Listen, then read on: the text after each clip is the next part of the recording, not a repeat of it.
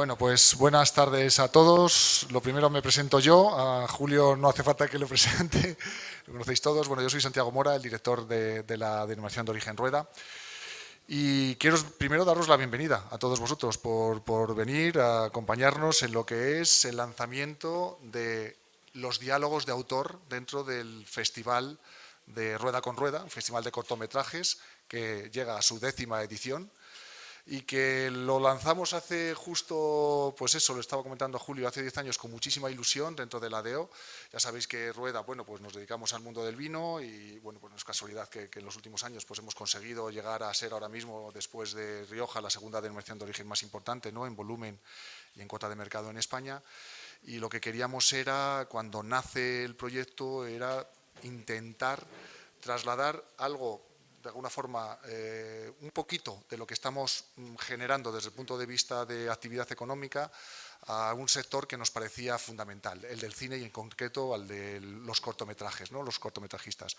Nace ese proyecto para intentar ayudar a todos los noveles, a todos los que están estudiando, a todos los que están alrededor del mundo del cine y quieren dar sus primeros pasos, para ayudarles en esos primeros pasos, económicamente, evidentemente, con premios cuantiosos, 11.500 euros en premios, pero también con visibilidad, que yo creo que antes me decía Julio, ¿no?, lo más importante es que se vean los cortos, ¿no?, que tengamos posibilidad de verlos, ¿no? Y para nosotros, cuando llegan las galas de entrega de premios y vemos toda la gente que viene, los cortometrajistas que vienen, más de 150 personas que vienen a poder disfrutar en directo de esa gala y vibrar, ¿no?, de la entrega de premios, pues yo creo que para nosotros es el trabajo cumplido. Como decía, inauguramos hoy con Julio, que le quiero dar las gracias por inaugurar estas días de autor. Por invitarme. Y que, bueno, podamos disfrutar de su compañía y de su sapiencia y sabiduría y compartirla con todos vosotros. Voy a darle un pequeño obsequio, un pequeño detalle. Con mi cara y todo. Muy bien, ¿eh? Que espero que disfrutes en la mejor compañía, y solo hacer una reflexión. Fijaros que empezamos hace 10 años, ¿vale? Hace 10 años empezamos. El ganador de hace 10 años fue un corto por Sifo, que protagonizaban Plazaola y Salva Reina. Salva Reina, como sabéis, ha sido el galardonado este año con el premio al mejor actor de reparto. Y esperemos que sea una buena noticia y un buen presagio para que Julio, con su nueva película, la de 8, que creo que muchos de vosotros ya habéis visto, pues pueda tener también su recorrido en la próxima gala de los Goya. Muchas gracias de nuevo y muchísima suerte. Vale, gracias a vosotros.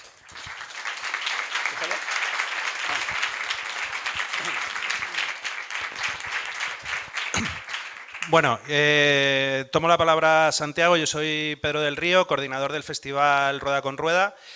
Nada, daros las gracias a todos por venir. Apuntar que bueno, llevamos con el festival ya muchos años. Es un festival que tiene una proyección muy dirigida a estudiantes y también a cualquier cortometrajista, pero concretamente a los estudiantes nos preocupan mucho y les cedemos mucho espacio en el festival, y animaros a participar porque el festival, las bases están abiertas, el plazo está abierto hasta el 2 de octubre y bueno, iremos informando puntualmente a través de redes sociales, notas de prensa de estas masterclass. La primera la vamos a tener con Julio y continuaremos con esta iniciativa. Agradecer también el apoyo al festival desde el principio a la Diputación de Valladolid. Agradecer también a José Luis Cienfuegos y al equipo de Seminci el poder utilizar el espacio Seminci para esta actividad, porque la verdad es que es un sitio estupendo. Y nada, daros las gracias por venir. Arrancamos los diálogos de autor con Julio Meden, que es un cineasta muy reconocido en la historia del cine español. De hecho, es creador de algunas de las películas más icónicas de los años 90. Nacido en San Sebastián, con un recorrido muy largo que en este rato con vosotros pues vamos a desgranar, porque ha sido deportista, licenciado en medicina, y además has dedicado tu vida al cine y a un cine muy particular y con unas constantes que bueno, vamos a ir viendo porque es muy interesante cómo el acercamiento que tienes al audiovisual, cómo te acercaste desde las películas Super 8 y yo creo que va a ser muy interesante. Julio quiere hacer una introducción inicial sobre su cine, quiere compartir con vosotros una pieza audiovisual y bueno, le cedo la palabra porque habéis venido a escucharle. Bueno, gracias. Entiendo que hay cariño en vuestra presencia, en vuestra expectación, y voy a ver si respondo bien. Primero quiero deciros que cuando yo empecé a escribir idealizando. Quiero decir que ya algo en mí lo asociaba el hecho de escribir, de hacer ficción, de mi creatividad, surgió así, idealizando. Y esto surge porque a mis 14 años recuerdo que una vecina nueva de mi edad, era un poco más joven que yo, pero el caso es que yo, según la vi, me prendió por primera vez en mi vida el fuego este del enamoramiento, que no sabes muy bien, que no lo conocía. Y entonces me declaré. Ella se fue, se escapó corriendo. Yo con el tiempo lo he entendido y además ya nos hicimos luego muy amigos. Pero bueno, quiero decir, en ese primer momento yo sentí un primer fogonazo dentro de mí y que fue enseguida, pero enseguida fue anulado. Bueno, pues no tuvo nada. Pero yo entonces volví a mi casa y teníamos mi hermano y yo, en el cuarto, un póster del Matterhorn. Matterhorn es una montaña que hay en Suiza, en los Alpes suizos, con mucha cara de montaña preciosa. Y yo entonces empecé directamente, lo que decidí es que esa montaña era se llama Isabel, yo la llamaba Isabel. Así empecé. Esa montaña era ella y representaba mi amor por ella, y yo soñaba con que alguna vez subiría esa montaña, ¿no? Entonces, yo pasó el tiempo, yo empecé a escribir poemas, siempre solo, era ultra tímido, no os podéis imaginar lo tímido que era y lo inseguro hacia afuera. Por dentro tenía el amor propio, que lo fui cultivando a partir de sentirme creativo, en fin, tal. Pero bueno, el caso es que llegó un momento en que empecé a escribir una novela que llamé Mi primer día, en la que yo, por la mañana de este primer día, me despertaba, pero nacía. O sea, yo nacía y durante todo el día iba creciendo. Y de noche, cuando me acostaba, tenía 14 años. Y entonces en la cama soñaba. Y soñaba que subía el Matterhorn, subía esa montaña. En mi sueño yo la subía. Yo la iba subiendo y recuerdo que en la parte del inicio, que es bosque, había una cabaña, y en esa cabaña había un leñador como de 40 años que me acogió muy bien. Yo lo escribo así: un hombre sabio, yo decía eso, un hombre sabio que me dio de cenar y me acogió esa noche. Estuve pues fascinado y maravillado. Y al día siguiente yo ya partí por la zona de rocas hacia la cumbre, la cima de la montaña. Y entonces descubrí que ese hombre era yo, con 40 años, que me había dicho. Yo hice ya algo, es decir, yo estaba haciendo ya algo que cómo no, estaba ya Freud y empecé a leer a Freud. Y me di cuenta que yo lo que había hecho es crear un espacio muy, muy potente, muy expresivo para mi subconsciente.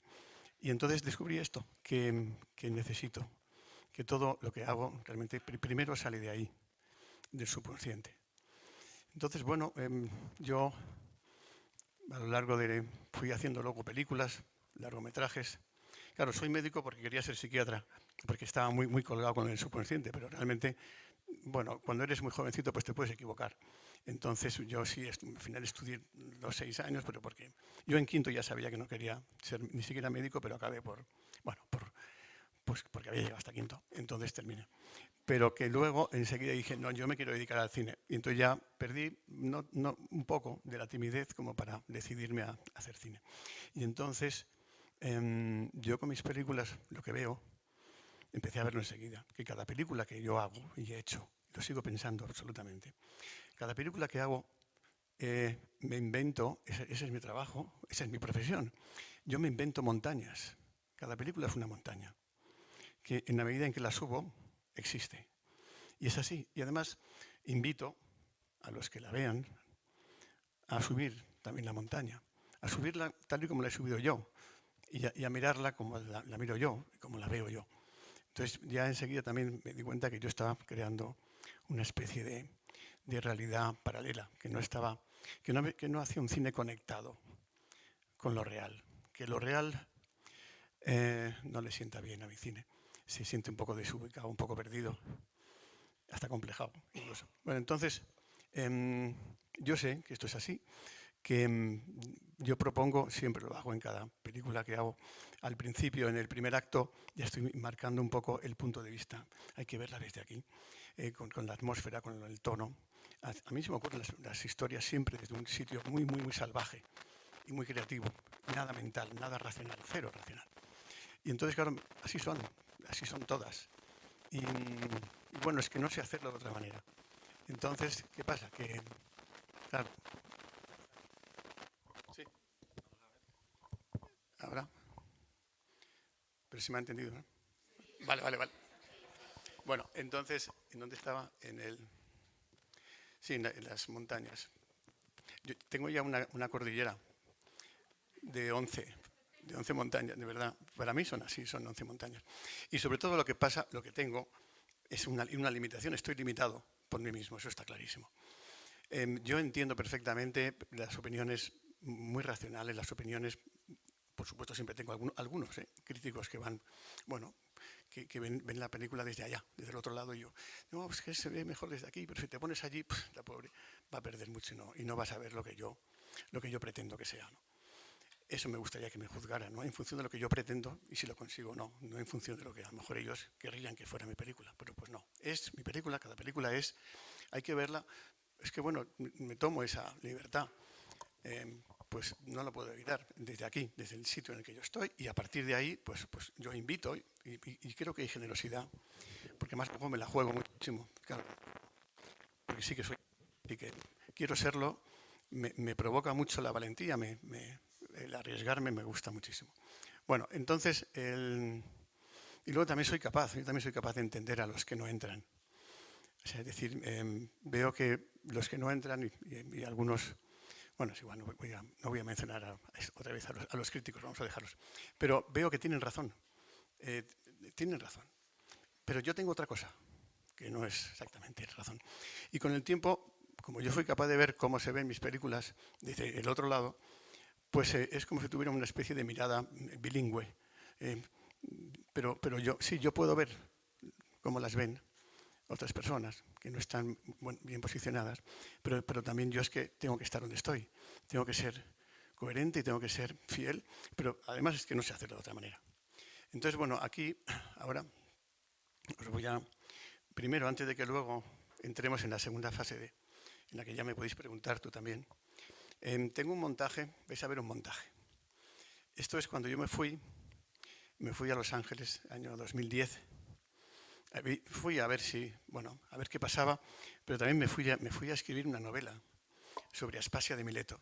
Yo estoy un colgado de la historia, me gusta muchísimo la historia, soy lector, Llevaba 4 años leyendo sobre el siglo V a.C., sobre la Grecia clásica, que me tienen cautivado absolutamente. Descubrí a Pericles y luego descubrí me pareció más interesante, Aspasia de Mileto, de la que se sabe poco. Entonces decidí escribir una novela en la que Aspasia de Mileto cuenta su vida en primera persona desde que tiene 10 años hasta los 42. Entonces imaginaos lo que es para mí estar allí en Los Ángeles. Me fui con mi mujer y con mi hija pequeña. Todos los días metiéndome, pues yo notaba que en la silla que yo ocupaba tenía un agujero que me conectaba con 26 siglos atrás en la Grecia clásica. Y mi mente se puso ahí, se imaginó que yo era Aspasia, yo hasta soñaba que era Aspasia, era muy fascinante. Bueno, esto para contaros que estaba allí y yo quería, para explicar a los productores americanos cómo era mi cine.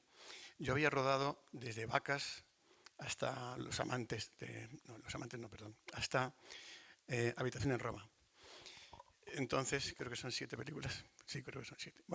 Pues Vacas, La Vía Roja, Tierra, Los Amantes, Lucía, Caótica Ana y Habitación en Roma. Entonces, yo hice un montaje. Y entonces, con las 7 películas, yo empecé a hacer el montaje. Me gusta muchísimo montar. De hecho, yo monto mis películas. Pero bueno, hice un montaje. Puse una banda, un tema musical de Jocelyn Puck, que sale en Habitación en Roma. Liberame se llama, y con ese tema que me gusta muchísimo, de pronto empecé a montar las 7 películas, por trozos. Empecé a montar los inicios de las 7 películas, luego el primer acto de las 7 películas, el primer punto de giro de las 7 películas, para pasar luego al segundo acto de las 7. Y fui el clímax de las 7, el final de las 7 juntos, interrelacionadas. Y me di cuenta que hablaban entre sí. Todas son muy distintas. Yo siempre quiero hacer algo distinto, distinto a lo que he hecho yo, me refiero con respecto a mí. O sea, yo quiero probarme y lanzarme a hacer algo diferente. Pero me di cuenta que, de una manera, lo vais a ver ahora, cada uno, que parece que hablan entre ellas. Es muy fascinante eso. Y dije, bueno, creo que esta es la mejor manera de contar allí en Estados Unidos a un productor, pues como es mi cine, ¿no? A partir de entonces, ya, como os he contado, yo hice Aspasia, y luego vais a ver, en el montaje, vais a ver 3 cositas que he hecho de publicidad bastantes cosas. Siempre me llaman para hacer cosas un poquito especiales, lo cual yo lo agradezco mucho. Y vais a ver tres cositas de nada, o sea, muy cortas, para que también veáis un poquito lo que yo os digo os hablo de las montañas y del sitio este idealizado, como he empezado diciendo, ¿no? Que idealizo, no lo puedo evitar. Y entonces, y luego también están los 3 trailers de las últimas películas, las que hice después, que son, bueno, las que hice después de Habitación en Roma, ¿no? Que son Mama, El árbol de la sangre y 8. Nada, esto es un montajito que os digo que es para que lo veáis, para que os pase algo, porque vais a entenderme mejor y luego ya hablamos, ¿vale?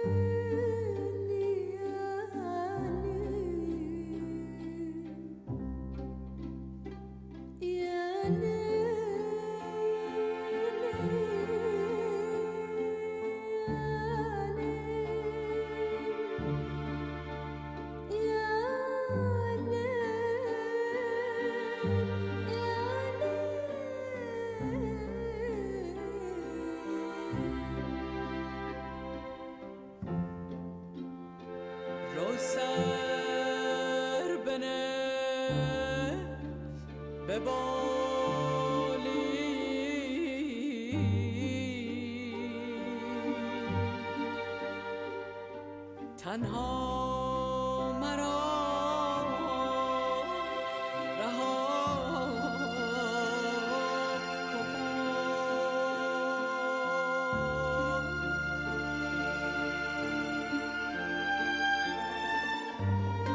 در نام وفا داری رها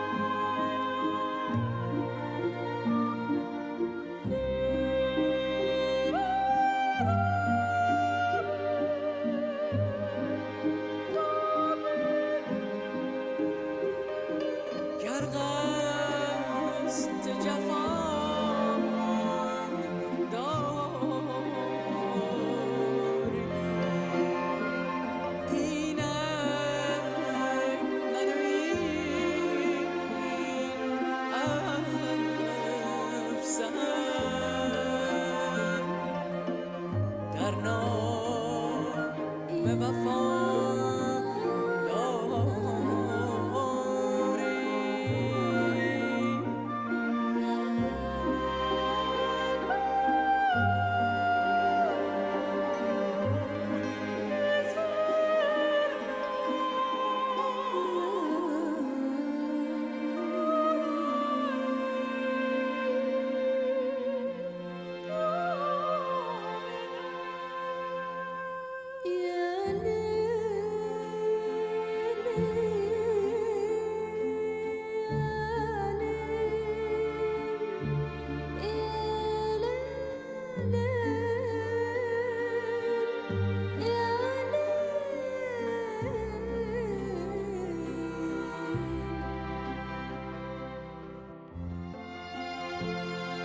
سر بنه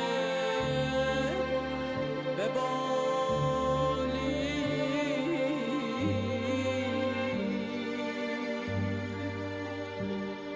تنها مرا رها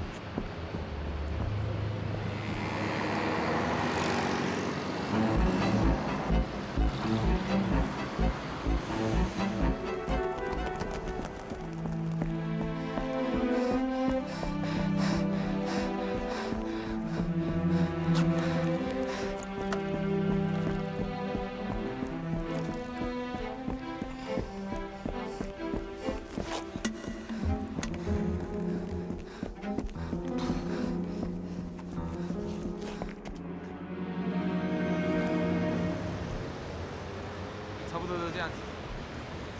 对啊。笑一笑，笑挺好。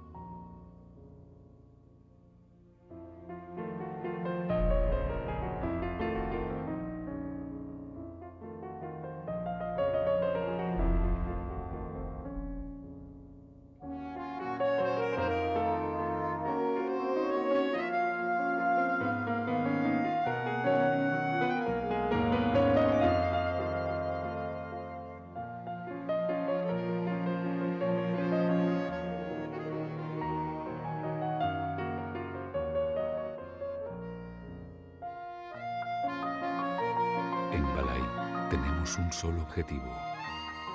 Balay, por un mundo más cómodo.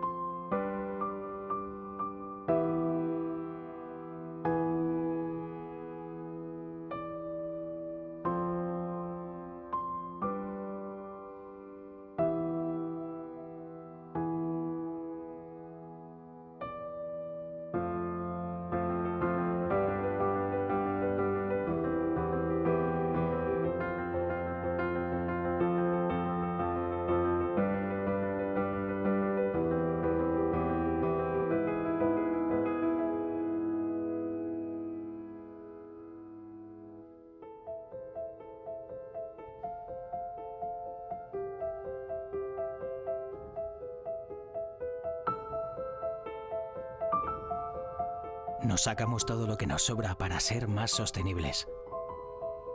Pero con la química de siempre.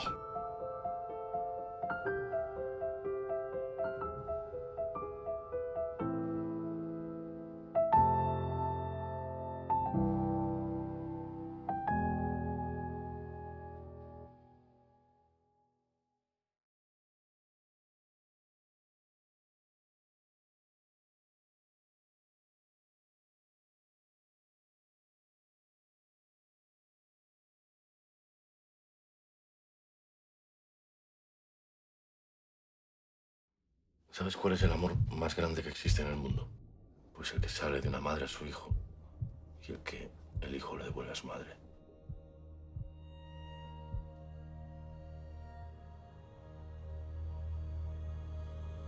¿Cuándo se notó este bulto?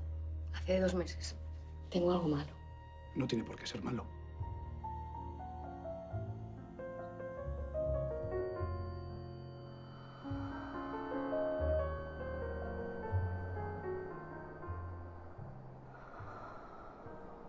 ¿Es tu hija? Va a serlo. Lo que daría yo por irme con mi niño a Siberia a buscarle una hermanita. ¿A ti qué te pasa? ¿Estás enferma? Tengo cáncer de mama. No tengas miedo. ¿En qué creo yo? En la vida, que es lo único que sabemos que tenemos. Te juro por Dios que si pudiera daría mi vida por la tuya. ¿Quién se lo va a decir a mi hijo?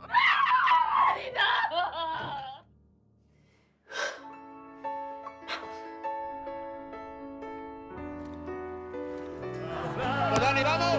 ¡Vamos! Soñar lo que fue nuestro, beber en las pasiones. Te quiero, Natasha. Por eso seguimos vivas. Aunque tengas que sufrir. Pero sí estoy segura de una cosa, que el alma nunca muere. Hecho. Eso es vivir.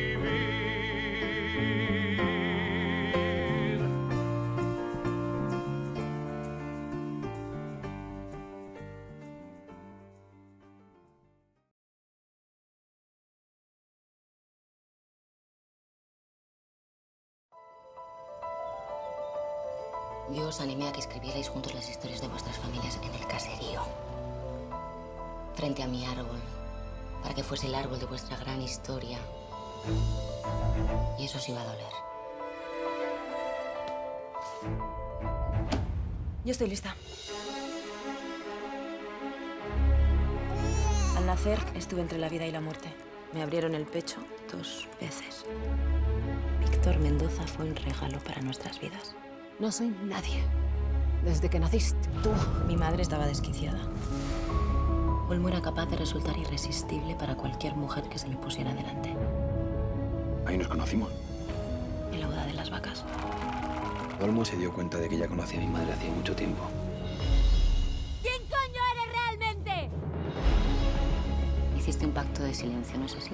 ¿Qué pasó esa noche? ¿Recuerdas mi verdad más grande? Los muertos están muertos. Tú, vivo. Y eso también tenemos que contarlo. Tu padre trabajaba al lado de Olmo. Saca a mi padre de esto. ¿Cuál fue el último trabajo que hicieron para su padre? Mañana tendremos el árbol completo, con toda su sangre y su verdad. Lo que queda es brutal. Me mata pensar hasta dónde pudiste ser capaz de engañarme. ¡Basta!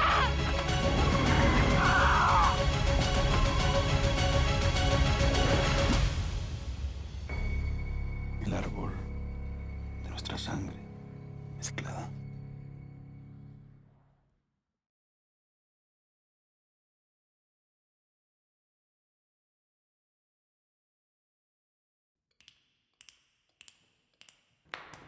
Doy mucho valor a la pesca, ¿sabe por qué? No. Porque se necesita paciencia y esperanza. Así se consiguen las cosas importantes en la vida, despacito y esperando que llegara. ¿Y qué espera que llegue en su vida?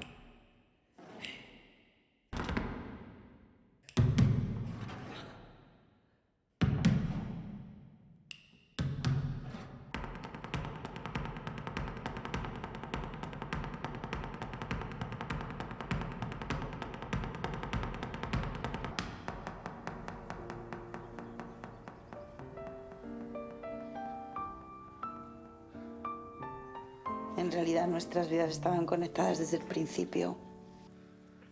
Hasta el final.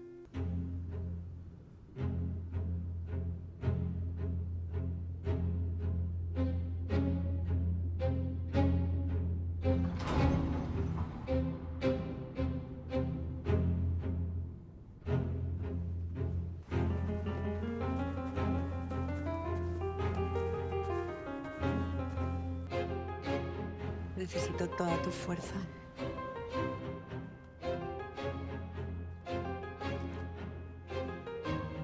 Te doy toda la fuerza que puedas coger de mí. ¡Pelotón! ¡Carguen armas! ¡Ar! Es toda tuya. ¡Apunten! ¡Ar! Soy tuyo.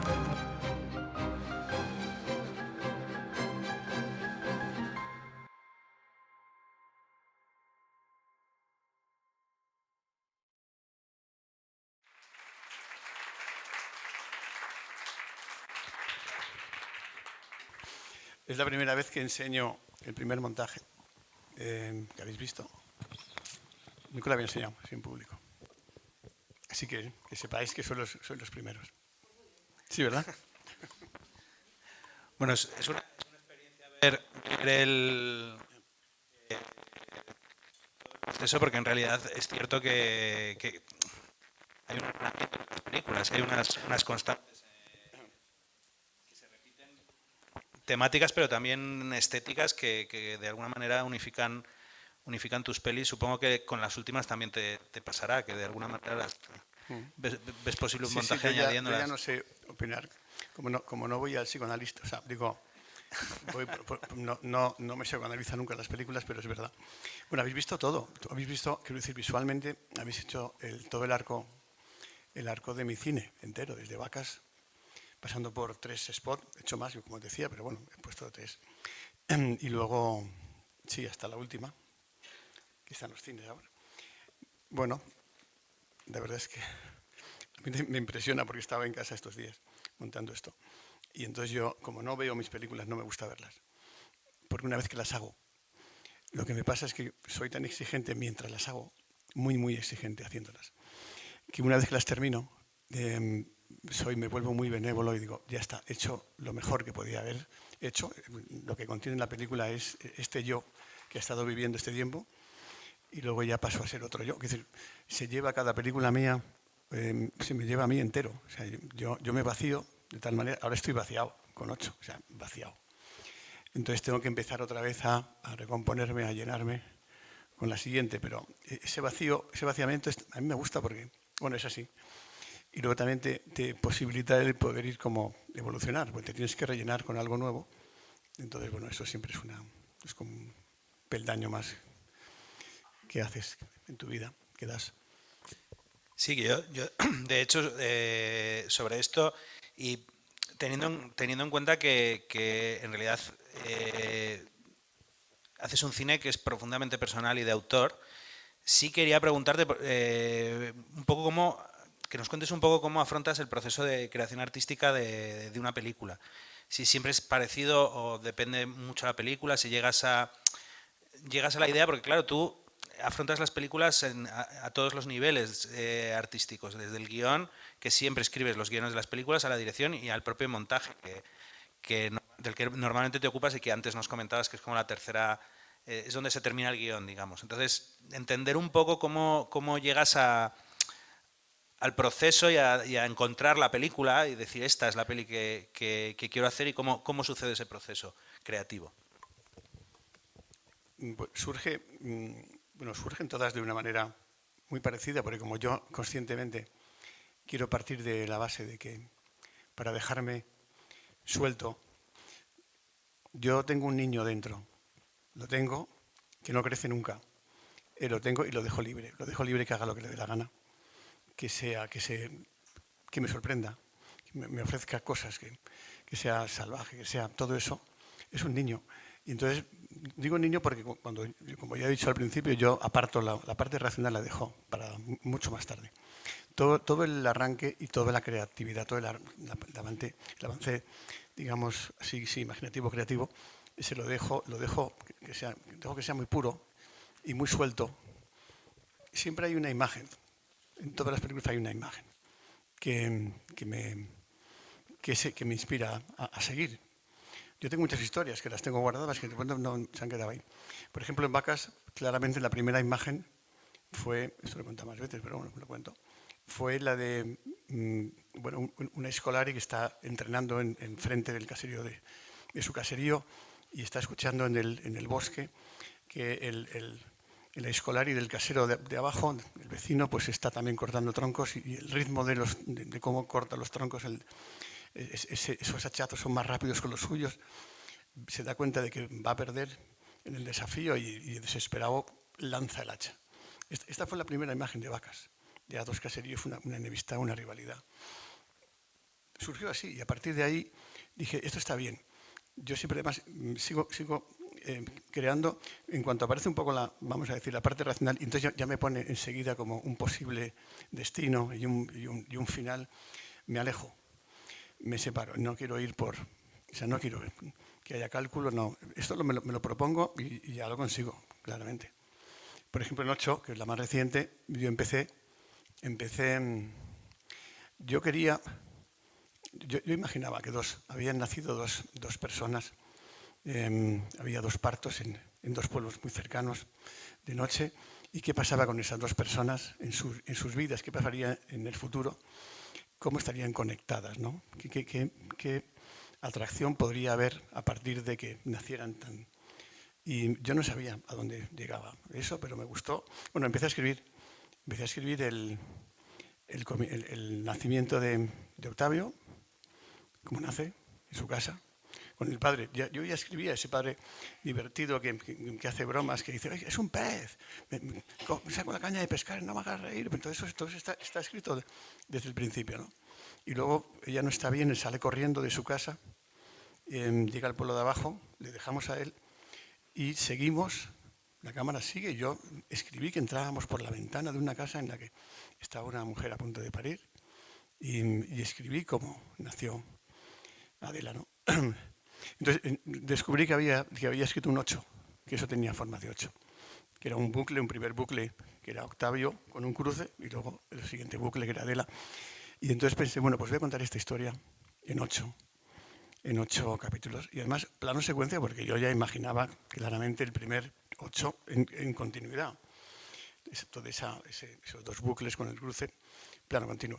Y así, y bueno, y muchas películas, bueno, es que en todas tengo el comienzo, el primer, que de pronto me gusta, me parece muy enigmático. Me parece que por ahí me va, ya le veo el tono, o sea, la atmósfera, muy importante, la atmósfera. Y sobre todo que no me resulte previsible, que todavía a mí me plantee me plantee cuestiones que no lo tenga fácil, que no lo tenga claro, pero de pronto que me está seduciendo. Son ideas que siento que me seducen. Y entonces tiro por ahí. Porque, claro, en tu cine hay un componente muy relacionado con la poesía y con la relación con la música, y juegas mucho con la propia narrativa de la película. No sueles utilizar una narrativa lineal. A veces sí, pero otras veces vas saltando hacia adelante, hacia atrás. ¿O todo esto lo tienes ya concebido desde el guión o hay parte de estos elementos a los que llegas posteriormente en el montaje? Sí, voy llegando poco a poco. Yo me someto siempre, según empiezo a escribir, pero luego también empiezo a preparar mis películas y a ensayar. Es un proceso de búsqueda constante. O sea, estoy buscando. Y en la medida, pero buscando todo el tiempo. Y en la medida que voy buscando, ahora voy encontrando. Pero yo no sé, ni siquiera cuando estoy ensayando con los actores, no sé muy bien a dónde voy a ir. Tengo ya el guión, por supuesto, pero voy dejando que me sorprenda. Y luego lo que yo les digo a ellos, a mi equipo, pero a los actores y actrices más especialmente, yo les propongo algo que yo me propongo a mí mismo siempre, que puede parecer un poco infantil, pero bueno, pero es así. Y es, vamos a conseguir vamos a superar lo mejor imaginado. Lo que nos imaginamos ahora que puede ser lo mejor, vamos a superarlo. Probamos, ¿no? Vamos. Entonces, yo en los ensayos, ¿qué tal? ¿Lo hemos superado? Yo, bueno, ¿lo hemos superado? Sí, ahora sí. Bien, estoy siempre en ese punto, ¿no? Bueno, tengo que decir que a mí, por ejemplo, la interpretación de Javi Rey y de Ana Rujas en 8 ha superado absolutamente lo que yo había imaginado. Incluso en los ensayos. O sea, entonces, bueno, y ese es un punto en el que a mí me dicen, no, confiamos en ti, tú nos guías. Sí, bueno, yo les guío, pero porque me ayudan también mucho ellos, me aportan muchísimo. Y yo no sé muy bien, yo no sé, hasta que no sale, no sé exactamente a dónde voy. Entonces, cuando sale porque estoy buscando algo y va saliendo. Entonces, para mí los rodajes son el momento mágico, es el momento en el que la materia prima de la historia ya por fin surge. Yo lo he soñado antes todo, por supuesto, pero es el rodaje el momento en el que todo eso, yo ahí invocas con todo el equipo, con los técnicos, con la cámara, la luz, con todo, el maquillaje, con arte y tal, y los actores, claro, están ahí, actrices. Y ahí es el momento en el que, venga, vamos, yo soy el que siempre implora a la magia, digo a la magia, a que pase algo que nos sorprenda. Y yo lo hago. O sea, yo esto someto, los que trabajan conmigo, tengo un equipo ya, me siguen y les gusta, que les hace mucha gracia esto. Pero sí, entienden que es muy estimulante también para mí y yo voy por ahí. Insisto, ahí sigo sacando al niño, que bueno, que es así. Y y me hace ser más libre también. Y luego porque claro, entiendo que el trabajo, por ejemplo, con los actores, que es muy, muy interesante porque en realidad el tono que manejas en muchas de tus películas es muy personal. Entonces, para actores que están acostumbrados a trabajar en una línea, de repente es un reto, o entiendo que ha sido un reto para ellos, cambiar de lugar y cambiar de tono. ¿Tú ahí, para las películas, normalmente tienes ya actores en la cabeza cuando estás escribiendo el guión o llegas a partir de casting? Depende. Yo en Vacas, hablando de los diálogos, bueno, de esto, claro, a mí, Carmelo Gómez, que salió en un casting, bueno, a mí me lo propuso, bueno, Álvaro Pino, que bueno, murió, el pobre, bueno, un tipo fantástico, maravilloso, que me ayudó mucho en el casting de Vacas. Y fue él el que descubrió, realmente fue él el que descubrió a Carmelo Gómez, hacía teatro. Carmelo Gómez, cuando leyó el guión de Vacas, que tenía muy pocos diálogos, decía, estos diálogos yo no sé decirlos. Y digo, ya, yo lo entendía, porque eran diálogos, pasa con mis películas, que a veces los diálogos es como están ahí, están en esa metarealidad que llamo que tiene mi cine, pero luego ya Carmelo me dijo, no, si es que tú al final me fijo en ti, te imito, digo, no me tienes que imitar en nada. O sea, no, por supuesto no me imita y por supuesto hace, pero él estaba, esto es para decir que estaba perdido, que con el guión no entendía. Y yo comprendo que al principio no entendiera. Es más, sí, es más muy intuitiva y muy... Bueno, también Carmelo es intuitivo, pero él es más bruto y lo dice todo. Y entonces, bueno, no, lo único es que ya a partir de hacer Vacas con ellos, ya me quedé tan fascinado que yo ya solo quería ya escribir para ellos. Y así escribí, pues La Ardilla Roja también, bueno, y Tierra, sobre todo Tierra. Entonces, bueno, es un proceso. Es que no sé muy bien a veces cómo, porque claro, como yo, sobre todo cuando, que tampoco se puede enseñar mucho de esto, porque es como que lo siento, soy así, es que no creo que se pueda aprender mucho realmente. Luego también, por ejemplo, decías lo de la música. Para mí la música es tan importante, yo la uso de una manera en la que habrá, por supuesto, quien me pueda decir es que te apoyas mucho en la música. Yo, absolutamente. Yo pretendo que la música, pues también he tenido compositores maravillosos como Alberto Iglesias, como Jocelyn Puc, ahora como Lucas Vidal, pero yo también estoy muy con ellos y también les dirijo. Y la música para mí tiene que, de alguna forma, tiene que dejar la imagen conmovida, tiene que prender también la imagen. Yo trabajo mucho con la imagen, soy muy visual, pero la música para mí es imprescindible que esté agarrada. Tiene algo la música que es muy, muy racional. Yo también, parte de mis imágenes lo son. Entonces necesito que la música sea así también, tenga esa calidad o esa particularidad. Entonces, quiero decir que, bueno, yo con mi equipo, porque me conocen, entonces, bien. Pero yo sé que en principio, los nuevos que van llegando, pues en principio es un poco raro a veces entender. Bueno, además es que claro, hay un punto que lo estaba hablando antes con mi compañero, que tus películas tienen probablemente fama de ser muy, muy dramáticas, pero hay mucha comedia en tu cine. O sea, yo sí veo que hay como un equilibrio bastante claro entre un drama más poético y cierto costumbrismo que se ve pues en situaciones que de repente están ahí y que son muy divertidas y que claramente están buscadas, y me da la sensación de que tú es una interpretación un poco de la vida que haces, de que todo drama tiene comedia, y hay situaciones, por ejemplo, me viene a la cabeza en Tierra, todo lo relacionado con la cabra a la que ha caído un rayo, la oveja, y de pronto coge y dice, tipo, se vuelve... Sí. O el taxista de La Ardilla Roja con la relación de los hijos, la relación de Álvaro Morte y Ana Rojas en la última película, cuando sale detrás a darle el dinero. Hay ciertos elementos ahí que en realidad forman parte de un costumbrismo también muy pegado a España, y que a mí me parece que es muy bien interpretado. Claro, es que hay algo, cuando surge el humor, estoy en ese proceso no racional. Es cuando yo me estoy dejando llevar y en cuanto siento que una idea me está surgiendo y encima tiene humor absurdo, yo adentro, me encanta.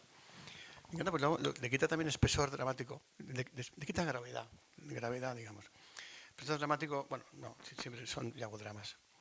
Pero bueno, hago dramas en los que luego también la energía que quiero transmitir luego también tiene algo muy, vamos a decir, regocijante por dentro. O sea, uno también a veces puede estar sufriendo y puede llorar incluso, pero puede sentirse bien por llorar, porque de pronto íntimamente, yo lo sé, yo sé que mis películas tienen una intimidad muy grande en el sentido de que cada espectador que las ve le entra en su intimidad, que no es la misma que los demás, ¿no?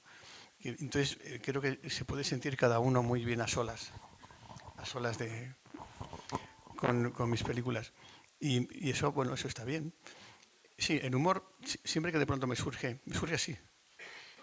Bueno, lo he contado de 8. O sea, ese padre tan, o sea, entonces eso me encanta. Y es verdad que surge de una cosa, de un plano muy cotidiano, costumbrista. Bueno, yo mismo, claro, pues es que sale de mí, ¿no? Aunque luego yo, sí, claro.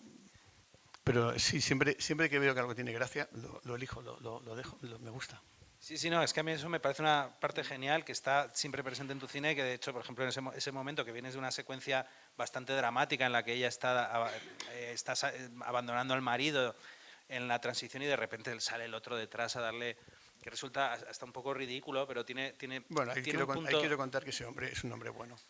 ¿Quieres contar? Pero es un hombre bueno al que le están dejando ir, sí, está sufriendo muchísimo. Quiero enlazar también con una cosa que me interesa mucho de tu cine, que es o sea, que entronca también con el sentido del humor, que es la positividad que tienen tus películas, en realidad.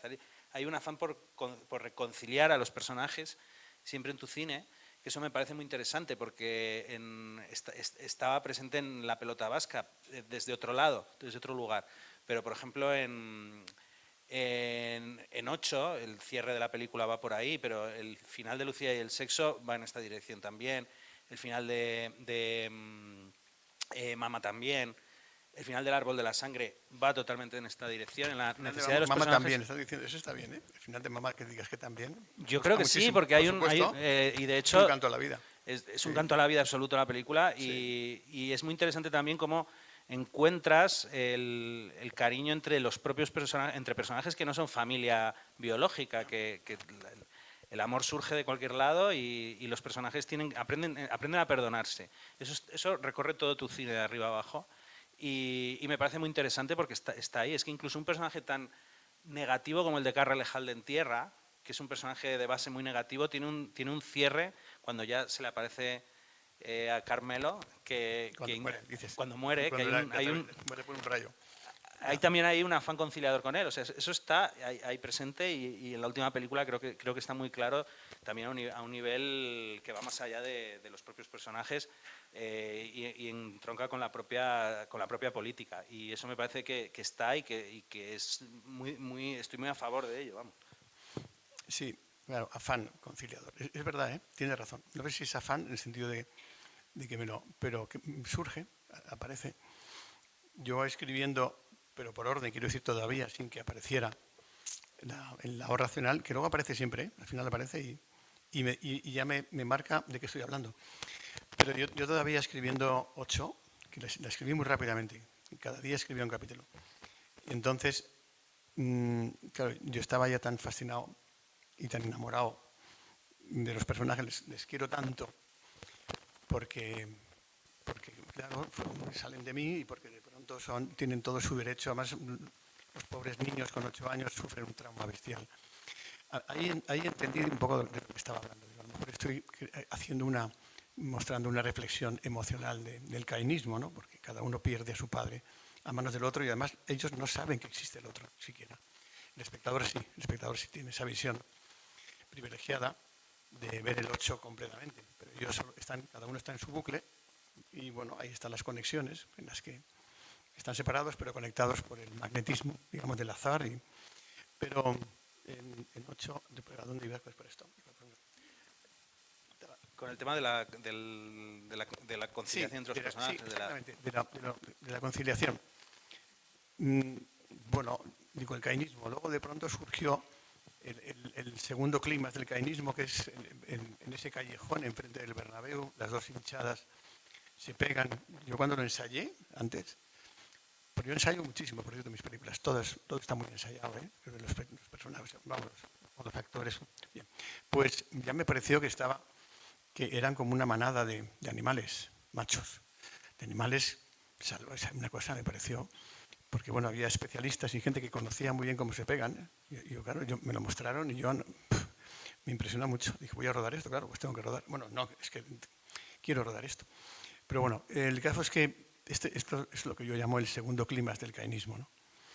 En la historia. Y a partir de ahí, en el capítulo 7, yo entré en el capítulo 7 y ya me vino claramente, digo, no, yo no puedo, esto no puede volver a otro estado de preguerra.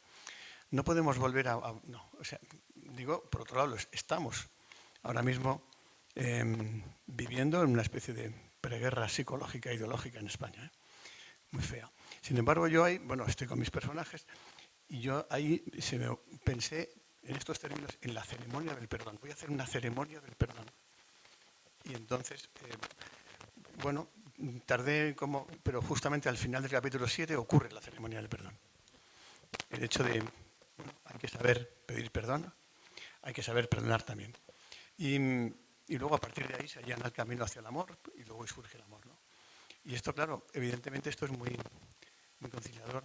Y sí, yo lo prefiero, pero me surgió así. Y luego yo ya después ya empecé a ver y digo, claro, estoy contando como Octavio, casi digo Otto ya, ¿no? Octavio y Adela viven sus 90 años, cada uno en su España, entonces estoy también de alguna forma, debo contar la España que tienen detrás, cómo es España detrás de una cita. Entonces me estaba dando cuenta que se podía ser útil también el...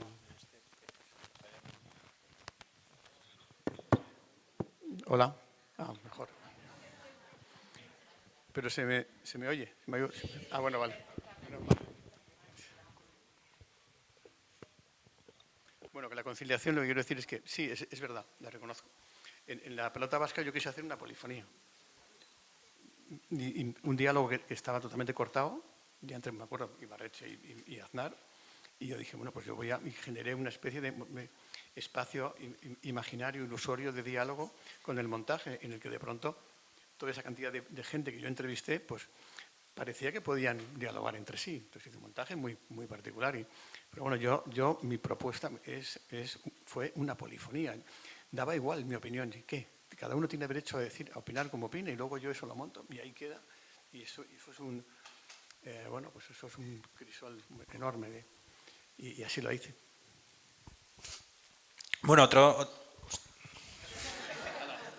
otro elemento habitual en tu cine, que es el concepto de las casualidades, y que esto lo habrán dicho muchas veces porque muchos personajes se encuentran por casualidad, y esto recorre también todas tus películas. Hay un tema sobre... Sí te quiero preguntar cómo afrontas, si podemos hablar de casualidad o de destino de tus personajes, o ¿crees que los personajes están predestinados a un lugar? Es que fíjate, yo creo que, o sea, lo que yo creo, a mí no me importa ni a mí, o sea, a mí no me importa, en ese sentido. Pero cuando estoy creando, estoy inventando, me surge el hecho de que los personajes puedan estar conectados, que sus destinos puedan estar conectados. Bueno, 8 es un ejemplo muy evidente. También pasaba en Los amantes del Círculo Polar. Y también de alguna forma incluso en Vacas. Yo creo que hay una conexión, un hilo, que comunica 8 con Los amantes del Círculo Polar y con Vacas. Entonces, claro, casualidades, claro, le puedes llamar como quieras. Una casualidad es una cosa pura, de pronto, es casual y ya está. No, es puro azar. Claro, en mi caso no es azar. Hay algo, claro, también cuando escribes eres un poco el ojo solar de tu historia, entonces tú decides, claro, esto me lo achaca, me lo echa en cara. Y me parece muy bien y yo lo entiendo, que se me eche en cara, claro. Pero es que sí que me surge, bueno, yo creo relaciones entre personajes. En el fondo, mis historias todas tienen que ver con eso, con cómo se relacionan personas. El amor es fundamental, yo en el fondo creo, no es que yo lo haya pretendido, pero son todas una historia, contienen nuclearmente una historia de amor. Luego a través de la historia de amor cuento otras cosas, muchas más cosas. Pero todas tienen esa intención de la atracción entre personas. ¿Por qué? ¿Por qué pasa? ¿Por qué ocurre? A mí mismo yo no sé responder a eso. No tengo ninguna. Y luego, claro, pues en el caso de Octavio y Adela, pues claro, si tienen ya sus destinos conectados, ahí el azar no es que el azar forma parte de la conexión, de cómo el número 8 les tiene interrelacionados, ¿no? Sí, pero además luego hay otro elemento que también entronca, porque es verdad que es clave en tu cine el amor, también lo es el sexo y cómo los personajes se relacionan a ese nivel, y de hecho 8, por ejemplo, es un ejemplo perfecto de esto, porque los personajes empiezan relacionándose a través del sexo y terminan conviviendo y acabando sus días juntos con una relación puramente de amor, en la que además en un momento dado él le dice que ya que hace mucho que no puede mantener relaciones sexuales, pero los personajes se juntan y es una canalización, o sea, sí que veo que utilizas el sexo de alguna forma para el desarrollo de los propios personajes. Y del amor también. Además, en este caso, lo que me surge, que insisto, no sé si será porque al principio me pasó esto, con mi vecina, bueno, esto es mucho decir, pero porque no sé si me lo creo del todo, pero bueno, digo ahora, como os lo he contado, algo me pasa. Claro que puedo contar el amor de todo tipo, de padres e hijos, de todo. Pero sí me surge el amor, la relación de enamoramiento entre un hombre y una mujer, o entre dos mujeres, por ejemplo. Pero, como en la habitación en Roma, quiero decir, pero ¿por qué? Y claro, el sexo para mí es como una especie de... es buscar una especie de ultraintimidad. Por eso me gusta que sea explícito. A mí creo que da una emoción y un espesor emocional muy grande, más grande. Meternos en su intimidad de esa manera y entonces saber cómo se gustan, cómo se muestran, cómo se tocan, cómo son. Creo que a mí, bueno, me pasa así, que en Lucía y el sexo ellos se enamoran. O sea, Lucía y Lorenzo se enamoran a través del sexo. Es un juego, empiezan a jugar y de pronto pues no pueden dejar de hacerlo, lo hacen incluso en la calle, en fin, casi. Y luego está el otro sexo más oscuro que aparece en la mente de él, que tiene que ver con el personaje de, bueno, ya sabéis, de Belén. Pero que yo por ejemplo, en Lucía y el sexo quise probar. Yo quise probar hasta qué punto rodar el sexo explícito, pero muy, muy explícito, puede caber en una película dramática, que no tiene vocación de ser pornográfica. A mí me parece muy bien la pornografía, en fin. Yo no la consumo, pero vamos, me parece estupendo. Pero quise probar y rodé con actores, con dobles, actores de cine porno, y rodé, como si fueran pues Lucía y Lorenzo, penetración, rodé, el sexo, de pronto lo rodé completamente. Y lo monté. Bueno, yo era la experiencia que yo. Lucía tiene algo también súper experimental, También la película se hizo, bueno, la hice en vídeo, o sea, en vídeo sí, bueno, no fue ya 35. La primera en España que se hizo en alta definición. Y recuerdo cuando lo monté y la vimos con mis productores, había alguien más que estaba, la vimos. No funcionaba, nada. Se iba a otro sitio. Es muy curioso. ¿Por qué? Porque es algo, es un hábito. De pronto había como un rechazo. O sea, tu psique, tu mente y hasta tu líbido rechazaba de pronto, que era lo más normal. Ver como de pronto ellos que están pues fogosamente follando y haciendo el amor y no pueden parar porque se gustan mucho, están jugando todo el tiempo también. De pronto, si se ve viendo en la pantalla, viendo el sexo más explícitamente, más real, no iba bien, no funcionaba. Y lo quité. O sea, no está. De hecho, en la película, bueno, solo hay un momento dado, pues una polla así grande de él, que ella la coge, que está grande. Simplemente eso, es como... Pero no hay imágenes de penetración, no hay. Pero están rodadas. Y ahí me di cuenta, bueno, yo no sé, cada cual haga las pruebas que quiera, pero te quiero decir que os lo cuento así porque yo tuve esa experiencia y me di cuenta de que no casaba bien, o sea, que no eran como mundos y atmósferas emocionales y narrativas que no se unían bien, no podían estar juntas. Bueno, supongo que habrá gente que quiera hacer preguntas. Por favor, levantad la mano. El que quiera consultar. A Julio, a usted.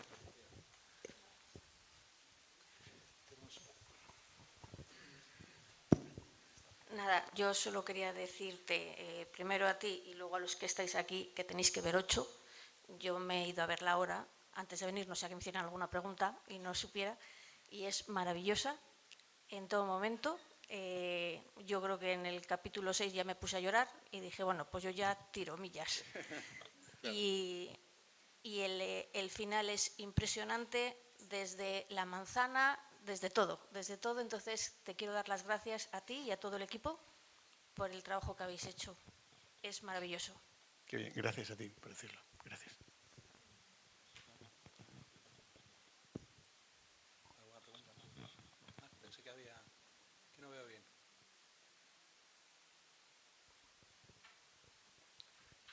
Por ahí detrás hay otra.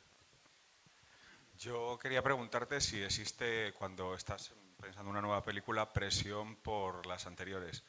Yo, por ejemplo, Los amantes del círculo polar y Lucía y el sexo son 2 de mis películas favoritas, entonces yo querría saber si tú, cuando estás pensando en una película, piensas en superar las anteriores, te dejas llevar, hay un listón que quieres superar, o simplemente te dejas llevar y dejas que la película llegue donde llegue.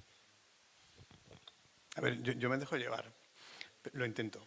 Quiero decir que yo me dejo llevar porque quiero hacerlo así, quiero alejarme, pues eso, de Los amantes, de Lucía y el sexo, y quiero hacer algo nuevo que nunca he hecho y provocarme, ponérmelo difícil. Con 8 me lo he puesto más difícil que nunca. Yo creo que el rodaje de 8, cada día de rodaje ha sido el más difícil. O sea, que nunca una película ha acumulado tantos días seguidos de tanta dificultad para todo el equipo. Porque claro, los planos secuencia, en fin, bueno, tenía esta. Y luego lo que veo es que no está tan lejos de Los amantes, por ejemplo. Pero a la vez sí que estoy seguro que tengo presión. Tengo una presión mía, tengo una presión que no puedo negarla. La tengo. Entonces si yo juego, o sea, yo juego, no es un juego, vamos, yo me lanzo, es verdad. Pero claro, también sé todo lo que he hecho. Prefiero no pensar mucho en qué me van a decir aquí. Pero en cuanto lo pienso, digo, fuera, da igual, lo que sea. Me van a comparar da igual, porque claro, enseguida me pueden venir las comparaciones, pero es que me sientan mal. Yo tengo que estar libre en cada proyecto que hago. Todo lo libre que yo también me permita y todo lo libre que relativamente me sienta. No es una libertad, es una libertad también que tiene sus complejos, no es la palabra. Bueno, está enganchadita ahí a otras cosas. No es del todo una libertad, pero bueno, yo la intento. Había por ahí detrás. Sí. No necesito micro. Sí, pero nosotros sí. Por eso lo decía. Hola a todos, buenas tardes. Gracias por estar en Valladolid. ¿Cómo ve el niño? Has hablado muchas veces de Julio y el niño, experimentar ese niño que sigues llevando dentro, afortunadamente. ¿Cómo ve el niño de 8 al niño de Vacas? ¿Realmente no hemos madurado? ¿Seguimos siendo niños? Gracias. A ti, es una pregunta muy interesante. A mí es que me pasa, tengo la sensación de que yo ya no soy el mismo que hizo Vacas. Pero esa sensación la tuve con La ardilla roja, que la hice un año después. Por lo que decía antes, me dejo tanto, me vacío tantísimo en cada película, como me tengo que llenar, bueno, sigo siendo evidentemente yo, pero ya dejo de ser en cada película el que fui en la anterior. Y cada película responde 8 responde al que soy ahora y al que he venido siendo estos últimos 3 años, en los que me lo he dejado todo. Pero es muy diferente aquel que hizo Vacas. Pero aquel que hizo Vacas ya hizo Vacas. Quiero decir que ahora yo he hecho 8. Este de ahora ha hecho 8. Entonces el niño siempre me sigue a mí, al que yo soy en el presente. Es muy del presente, totalmente del presente. No crece nunca, pero está siempre actualizado. O sea, no tiene memoria casi.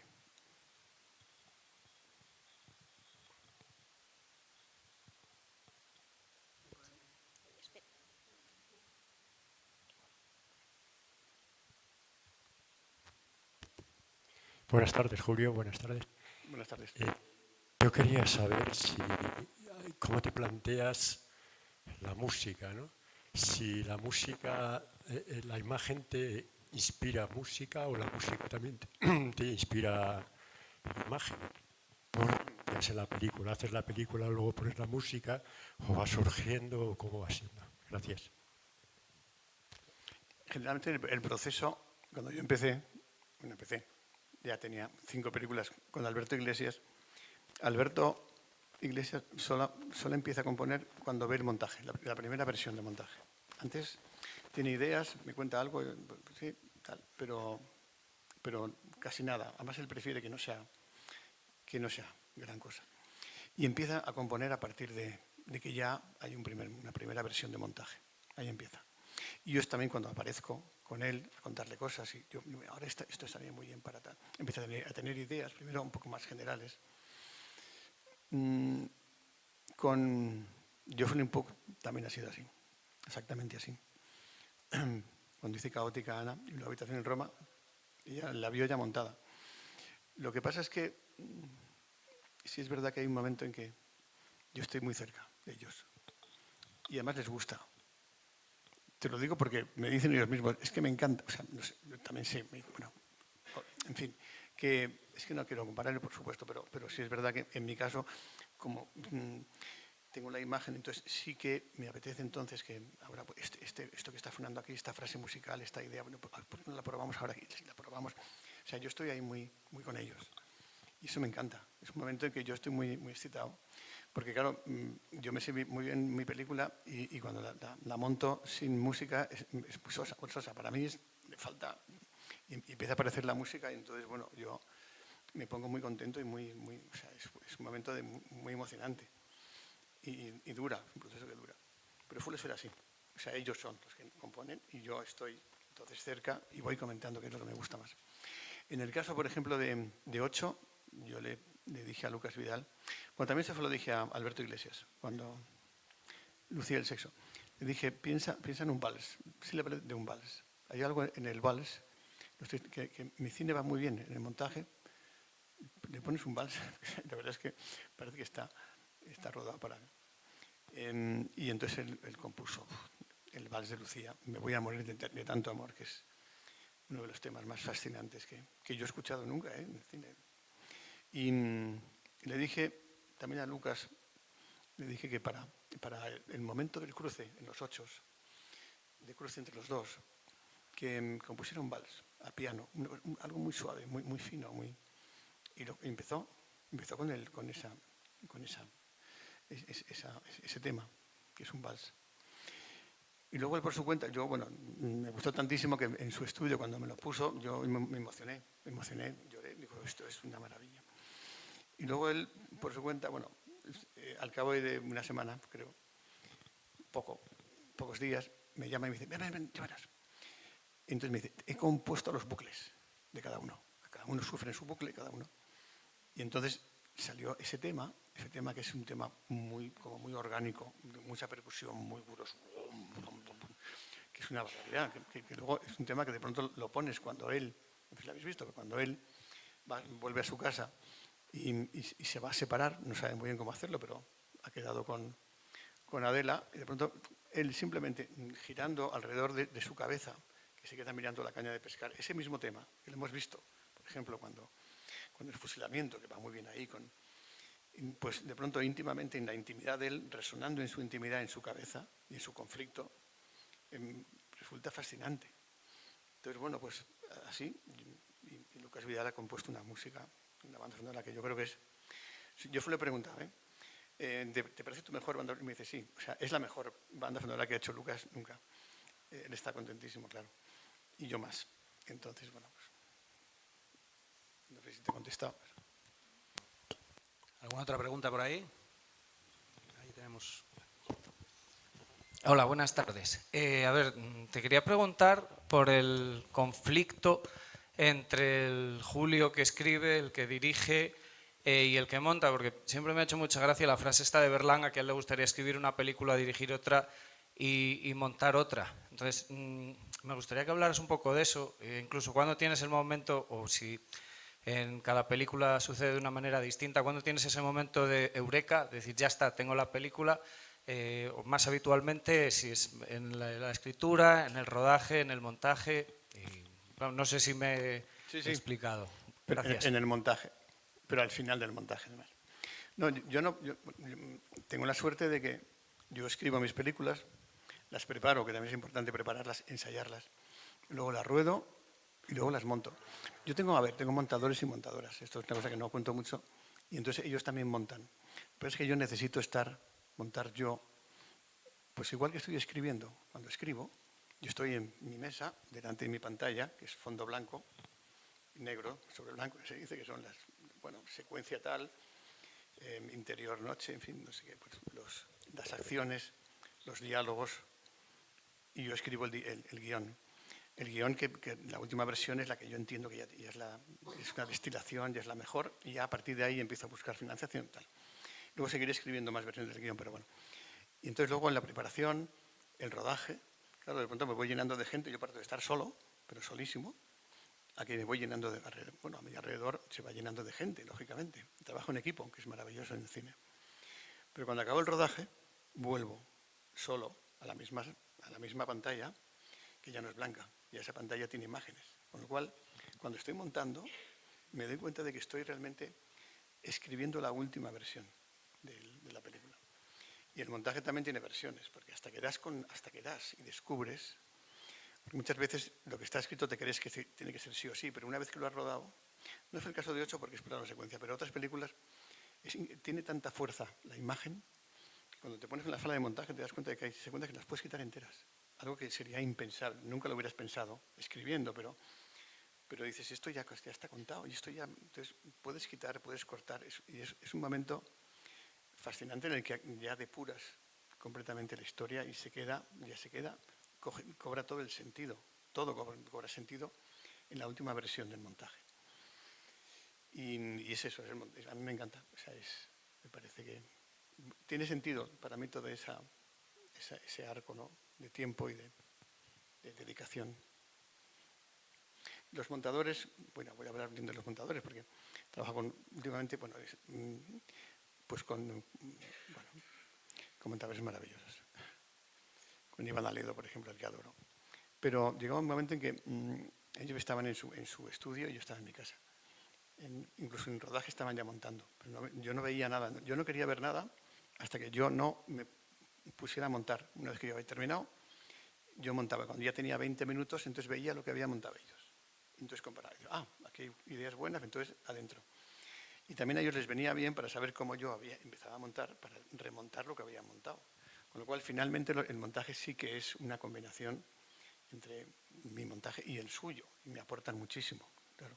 Pero para mí es muy importante el que yo esté montando solo, porque me di cuenta, esto fue en tierra, ahí decidí que ya, me di cuenta que el montaje había demasiado, tenía que hablar mucho. No, quita, corta, no, atrás, adelante. Como tu mente va muy rápido, entonces te sale todo. Es absurdo, o sea, no me gustaba, no me sentía yo bien. La mente va muy rápido, cuando estás montando yo voy ya toda hostia, entonces voy montando y es mucho mejor que estar diciendo a alguien dónde tiene que cortar, dónde. Pero es verdad que luego viene bien que el montador te aporte su visión. Por eso decidí hacerlo así. Entonces ellos firman, porque además han aportado muchísimo como montadores, con lo cual deben ser los montadores. Lógicamente, porque es lo que hace un montador, aportar al director. Pero en el caso de 8, claro, por ejemplo, la secuencia ahí no tuve montador, pensé que realmente no hacía falta. Pero bueno, sí que es, como decías, es el trabajo, para mí es cuando termino de descubrir la historia y ya digo, aquí, fin, ya está, todo está terminado, todo está ya hecho, hay que vestirla bien, acabarla bien. Claro, con el letradonaje, con el color, con todo esto, ¿no? La mezcla. ¿Alguna pregunta más? La última. Ahí he visto una mano.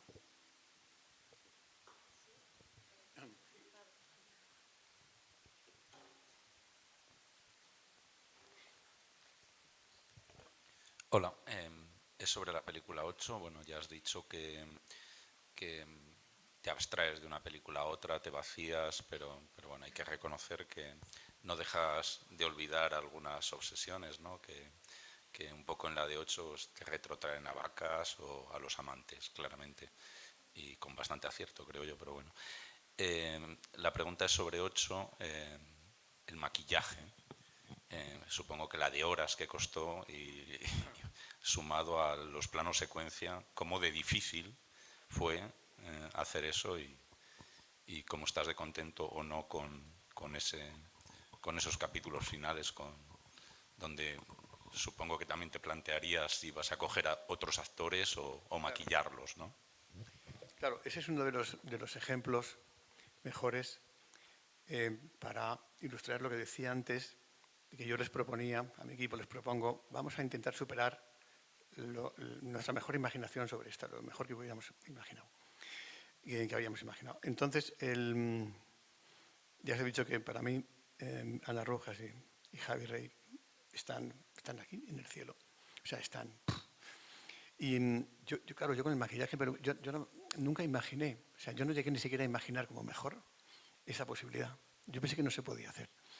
Y de hecho elegimos, había pues, un actor y una actriz mayores para el capítulo 7 y 8, 73 años y 90 años, los mismos, pero bueno.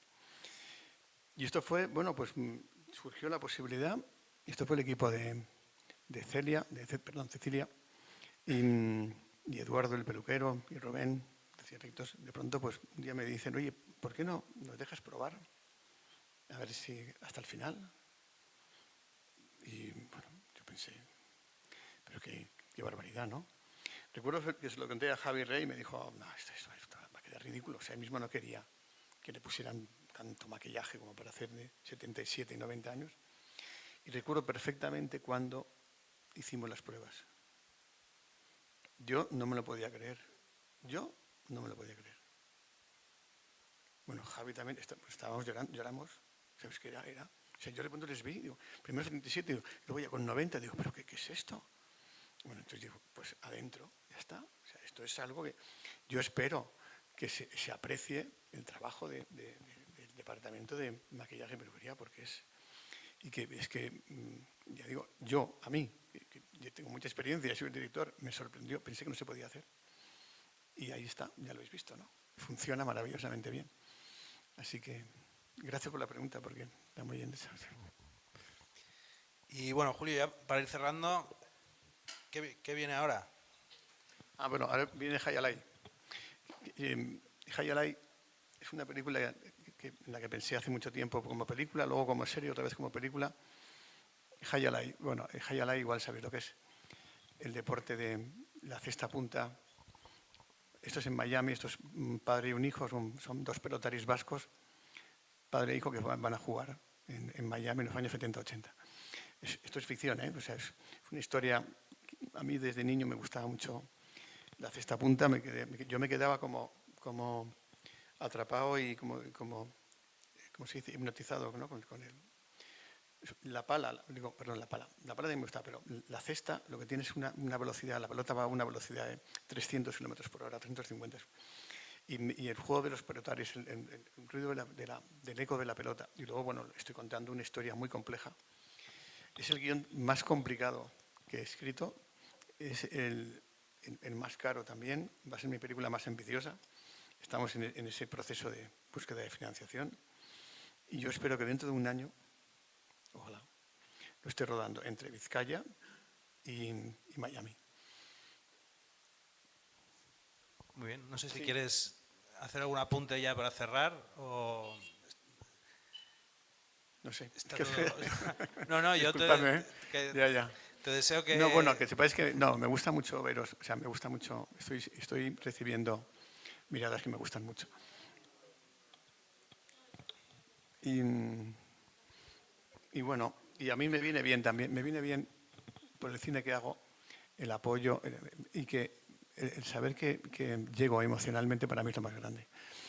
En el fondo ese es el objetivo íntimo de mis películas, el llegar al espectador, a cada uno de una manera, cada uno lo metabolice como sea, y que les pase algo y que se les quede y que no la olviden. También eso es muy importante, ¿no? Bueno, gracias. Muchas gracias, Julio.